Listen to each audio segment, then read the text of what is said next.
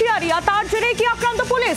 মালদার মোথাবাড়িতে নাকা চেকিং এর সময় পুলিশের উপর হামলার যে ঘটনা, তাতে মন্ত্রী সাবিনা ইয়াসমিনকেই দায়ী করছে বিজেপি।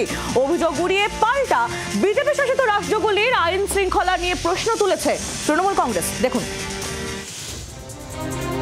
দিন দশেক আগের কথা, তৃণমূলের মঞ্চ থেকে পুলিশের বিরুদ্ধে ক্ষোভ উগড়ে দিয়েছিলেন সেচ প্রতিমন্ত্রী সাবিনা ইয়াসমিন।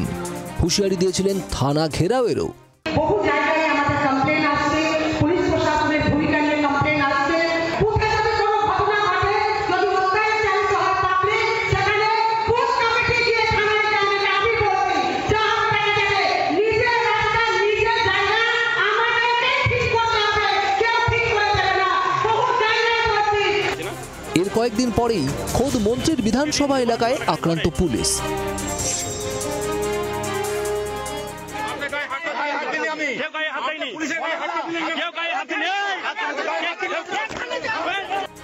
সোমবার মালদার মোথাবাড়ি বিধানসভা কেন্দ্রের গীতামোড় এলাকায় নাকা চেকিং চালাচ্ছিল পুলিশ।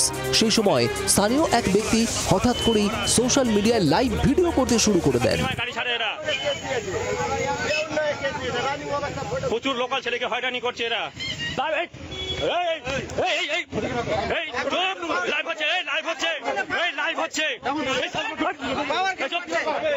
কর্তব্যরত পুলিশ কর্মীরা ভিডিও বন্ধ করতে গেলেই শুরু হয় বচসা।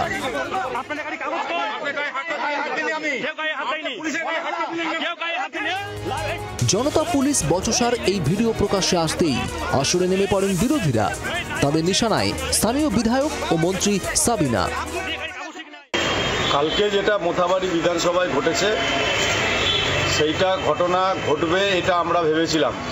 কারণ মালদা কলেজ অডিটোরিয়ামে রাজ্যের মন্ত্রী যেভাবে পুলিশকে হুঁশিয়ারি দিয়েছিল যে পুলিশ কোনো কাজ করছে না, পুলিশ নিষ্ক্রিয়।